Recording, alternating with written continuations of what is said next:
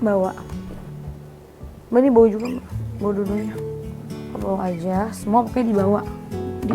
Aurel Hermansyah bakal lahiran di tanggal cantik 22 Februari 2022. Atta Halilintar dan Aurel Hermansyah sudah mempersiapkan kelahiran buah hati pertama mereka. Benarkah Aurel akan melahirkan besok? Atta Halilintar mengungkapkan semua persiapan menyambut buah cintanya sudah siap.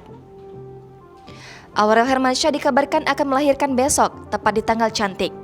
Soal hal tersebut, Atta Halilintar tak mau mendahului kehendak Tuhan.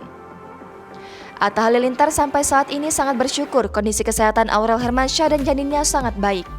Bahkan perkembangannya disebut Atta Halilintar sangat pesat. Aurel Hermansyah juga sudah mempersiapkan barang-barang yang akan dibawa ke rumah sakit. Soal lahiran, Atta Halilintar mempermasalahkan Aurel akan melahirkan sesar maupun normal.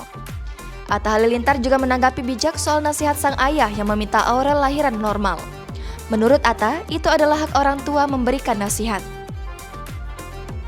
Kak Septi juga. Ini Bumil besok langsung kok aku kasih tahu lagi. Oke, pokoknya makan Padang dulu, makan Padang. Jangan lupa subscribe, share, komen, dan like ya.